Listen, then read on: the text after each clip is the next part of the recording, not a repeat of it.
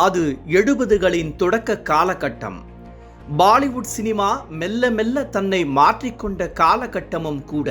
காதல் கதைகளில் மரத்தை சுற்றி டூயட் பாடிய நாயகர்களை ரசிகர்கள் தங்கள் ஆதர்சன நாயகர்களாக கொண்டாடி கொண்டிருந்த சமயத்தில் தடாலடியாக பாலிவுட்டில் நுழைந்து ஆங்கிரி யங்மேனாக ஜொலித்தவர் அமிதாப் பச்சன்.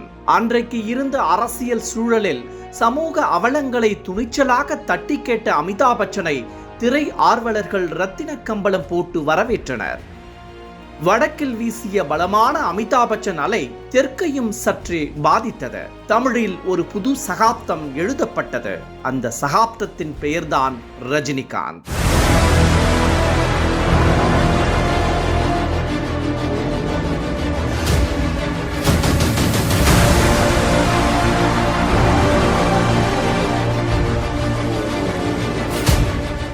அபூர்வ ராகங்கள் மூலம் அறிமுகமான ரஜினிகாந்திற்கு பாலச்சந்தர் பூசிய அரிதாரம் வேறு, கலைஞானம் பூசிய அரிதாரம் வேறு, பாரதி ராஜா பூசிய அரிதாரம் வேறு. 70களின் இறுதியில் ஜனரஞ்சக நாயகனாக ஜொலிக்க ஆரம்பித்த ரஜினிகாந்த் முரட்டு காளைக்கு பிறகு மக்கள் கொண்டாடுகின்ற சூப்பர் ஹீரோவாய் மாறி போனார்.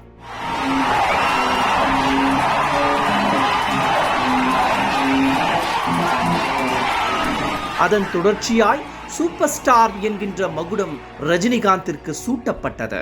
தொடர்ந்து அமிதாப் பச்சனின் பல வெற்றி பெற்ற கதைகளை தமிழில் ரீமேக் செய்து மாஸ் ஹீரோ என்னும் குதிரையில் கம்பீரமாய் வலம் வர ஆரம்பித்தார் ரஜினிகாந்த். ஒரு பக்கம் பக்கா ஆக்ஷன் கதைகளில் தன்னை பொருத்தி கொண்டு அதகலம் செய்த ரஜினிகாந்த், இன்னொரு பக்கம் முள்ளும் மலரும், 6 இருந்து 60 வரை, எங்கேயோ கேட்ட குரல், புதுக்கவிதை போன்ற படங்களில் கிளாஸ் நாயகனாக ஜொலித்தார். 1975ஆம் ஆண்டு அறிமுகமான ரஜினிகாந்த் அடுத்த 10 ஆண்டுகளுக்குள் 99 படங்களில் நடித்து முடித்து விட்டார். சிறு வயதில் இருந்தே ரஜினி ராகவேந்திர சுவாமியின் தீவிர பக்தர். பரபரப்பாக நடித்து கொண்டிருந்த நாட்களில் கூட ராகவேந்திரா கோவிலுக்கு செல்ல அவர் தவறியதில்லை. இப்படியான காலகட்டத்தில் தன்னுடைய 100வது படத்தை ஸ்ரீ ராகவேந்திர சுவாமியின் வாழ்க்கை வரலாற்று படமாக உருவாக்க நினைத்தார் ரஜினிகாந்த். படத்தை அவரது குருநாதர் பாலச்சந்தர் தயாரிக்க இயக்குனராக SP முத்துராமன் ஒப்பந்தமானார். SP முத்துராமன் ரஜினியின் ஆஸ்தான இயக்குனர் என்றாலும் கூட அடிப்படையில் அவர் ஒரு சுயமரியாதை குடும்பத்தைச் சேர்ந்தவர். பெரியாரிய கொள்கைகளில் தீவிர நம்பிக்கையுள்ள SP முத்துராமனை ஒரு பக்தி படம் இயக்கி தருமாறு வேண்டுகோள் விடுக்கின்ற தைரியமெல்லாம் ரஜினிக்கு மட்டுமே சாத்தியம். பாலச்சந்தர் தயாரிக்க SP முத்துராமன் இயக்கிய ஸ்ரீ ராகவேந்திரா படத்தில் சாந்த சுரூபியாக நடித்து தன்னுடைய ஆன்மீக பசிக்கு தீனி போட்டுக் கொண்டார் ரஜினிகாந்த். சிகரெட்டை ஸ்டைலாக தூக்கி பிடிக்கின்ற சூப்பர் கூல் ரஜினியை திரையில் கண்டு ஆர்ப்பரித்த மக்கள் ஸ்ரீ ராகவேந்திராவாக ஏற்றுக்கொள்ள மறுத்தனர். ஆனாலும் கூட ஸ்ரீ ராகவேந்திரா படத்தை தன்னுடைய ஆன்மீக தேடலுக்கு ஒரு வடிகாலாகவே பார்த்தார் ரஜினிகாந்த்.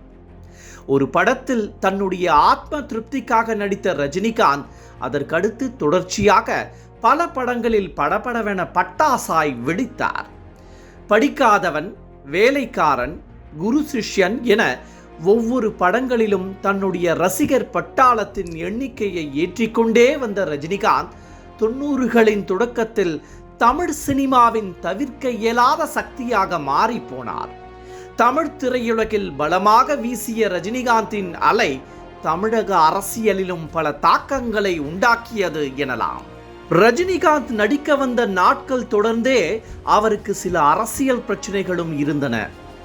ஆரம்ப நாட்களில் தன்னுடைய ஒரு சில படங்களில் அன்றைக்கு பிரபலமாக இருந்த நடிகை லதாவை நடிக்க வைக்க முயற்சி செய்தார் ரஜினிகாந்த். ஆனால் லதாவோ எம்ஜிஆரின் கம்பெனி ஆர்டிஸ்டாக இருந்தார். எம்ஜிஆரை மீறி மற்ற படங்களில் அவர் நடிக்கக்கூடாது என்கின்ற ஒப்பந்தமும் இருந்தது. இது ஒரு பக்கம் என்றால், தன்னுடைய பில்லா படத்தில் நடிகை ஜெயலலிதாவை நடிக்க வைக்க விரும்பினார் ரஜினிகாந்த். ஆனால் அன்றைய சூழ்நிலையில் ரஜினியுடன் நடிப்பதற்கு மறுப்பு தெரிவித்த ஜெயலலிதா அதற்கடுத்த சில மாதங்களில் எம்ஜிஆரின் அதிமுகவில் இணைந்து தீவிர அரசியலில் ஈடுபட ஆரம்பித்து விட்டார். குறிப்பிட்ட இந்த சம்பவங்கள் நடந்து சரியாக 10 ஆண்டுகளுக்கு பிறகு எம்ஜிஆரின் மறைவுக்கு பிறகு கடந்த 1991ஆம் ஆண்டு ஜெயலலிதா தமிழகத்தின் முதலமைச்சரானார். இங்கிருந்துதான் ரஜினிகாந்தின் அரசியல் வாழ்க்கை சூடுபிடிக்க ஆரம்பித்தது. ஜெயலலிதா முதலமைச்சரான பிறகு அவரது ஆட்சியில் ரஜினிகாந்திற்கு பெரிய அதிருப்தி உண்டானது. ஜெயலலிதாவின் அதிகாரம் தனிப்பட்ட முறையிலும் ரஜினியை பாதிக்கவே இருவருக்கும் இடையில் ஒரு பெரும் பனிப்போரே நடந்து கொண்டிருந்தது. கடந்த 1992ஆம் ஆண்டு வெளியான அண்ணாமலை படத்தில் தன்னை சீண்டுகின்ற அரசியல் சக்திகளுக்கு பதிலடி கொடுக்கின்ற வகையில் தடாலடியான வசனங்களை வைத்து தன்னுடைய எதிர்ப்பை காட்டினார் ரஜினிகாந்த். அண்ணாமலை கொடுத்த இமாலய வெற்றியின் மூலம் உச்சத்திற்கு சென்ற ரஜினிகாந்த் பாட்ஷா படம் மூலமாக தமிழ் சினிமாவின் தன்னிகரற்ற மாஸ் கமர்ஷியல் நாயகனாக மாறிப்போனார். குறிப்பிட்ட இக்காலகட்டத்தில் தமிழ்நாட்டில் மெல்ல மெல்ல வெடிகுண்டு கலாச்சாரம் பரவ ஆரம்பித்தது. கோவை குண்டுவெடிப்பு, இயக்குனர் மணிரத்னம் வீட்டில் குண்டுவெடிப்பு போன்ற சம்பவங்களால் ரஜினிகாந்த் தனிப்பட்ட முறையில் ஜெயலலிதா அரசின் மீது பெரிய அதிருப்தியில் இருந்தார். இதற்கிடையே பாஷா படம் வெளியாகி மிகப்பெரிய வெற்றியை ஈட்டியது. அதுவரை ரஜினிகாந்தின் படங்கள் வசூலித்த அனைத்து வசூலையும் முறியடித்த பாஷா அன்றைய தேதியில் தென்னிந்திய சினிமாவின் முன்னணி கமர்ஷியல் சினிமாவாக வெற்றி கொடி நாட்டியது. பாஷா படத்தை தயாரித்தவர் அன்றைக்கு அதிமுகவின் முக்கிய புள்ளியான RM வீரப்பன். பாஷா படத்தின் வெற்றி விழாவில் அன்றைய தமிழக அரசு பற்றி ரஜினிகாந்த் காட்டமாய் பேசவே அது தனிப்பட்ட முறையில் ஜெயலலிதாவை கடுமையாக பாதித்தது. ரஜினி பேசிய அந்த மேடையில் அதிமுக அமைச்சர் RM வீரப்பனும் இருந்தார். ஆகையால் இன்னும் கோபமடைந்த ஜெயலலிதா RM வீரப்பனின் அமைச்சர் பதவியை பறித்தது மட்டுமில்லாமல் கட்சியின் அடிப்படை உறுப்பினர் பதவியில் இருந்தும் முற்றிலுமாக நீக்கினார். தொடர்ந்து இம்மாதிரியான விஷயங்கள் ரஜினிக்கு பெரிய மன அழுத்தத்தை கொடுக்கவே கடந்த 1996ஆம் ஆண்டு திமுகவுடன் சிதறுண்டு கிடந்த மற்ற கட்சிகளை இணைத்து அதிமுகவிற்கு ஒரு வலுவான எதிர்க்கூட்டணியை உருவாக்கும் முயற்சியில் ஈடுபட்டார் ரஜினிகாந்த். அதன் பலனாக 1996 சட்டமன்ற தேர்தலை திமுகவும் தமிழ் மாநில காங்கிரசும் ரஜினிகாந்தின் முழு ஆதரவுடன் தைரியமாய் எதிர்கொண்டன.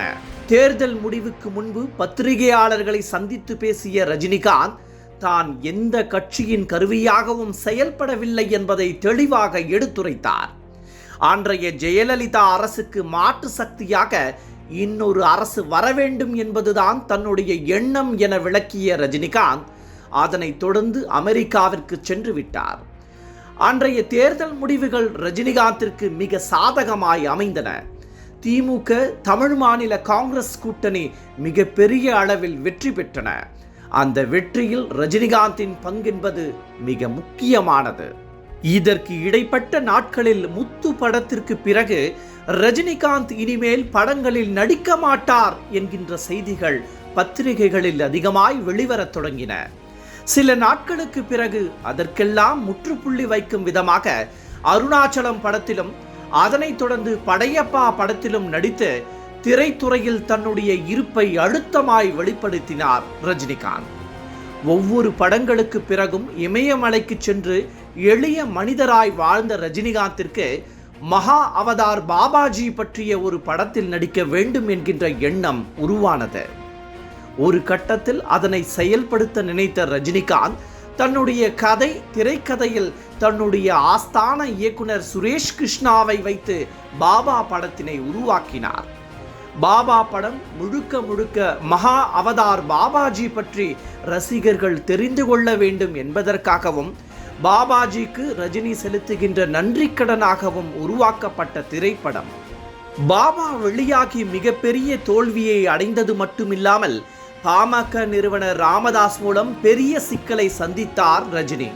படத்தில் ரஜினி புகைப்பிடிக்கின்ற காட்சிகள் அதிகம் இருப்பதால் இளைஞர்களை ரஜினி தவறான வழிக்கு கொண்டு செல்கிறார் என முக்கியமான இடங்களில் பாபா படம் வெளியாவதை தடுத்து நிறுத்திய பாமக ரஜினிக்கு பெரிய தலைவலியை கொடுத்தது.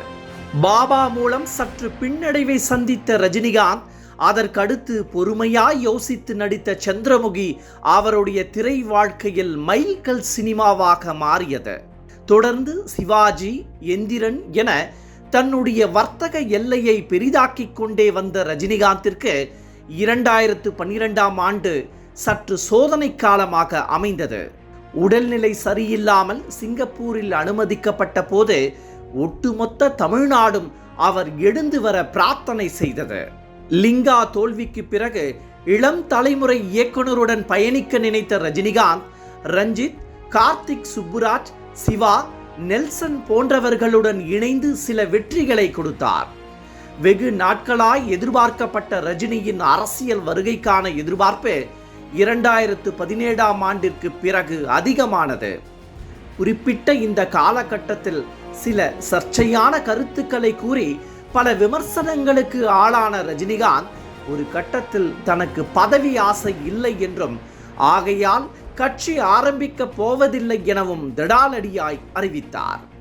ரஜினியின் இந்த முடிவு பலருக்கும் அதிர்ச்சி அளித்தாலும் கூட அவர் சார்ந்த அரசியல் சர்ச்சைகளுக்கு முற்றுப்புள்ளியாய் அமைந்தது.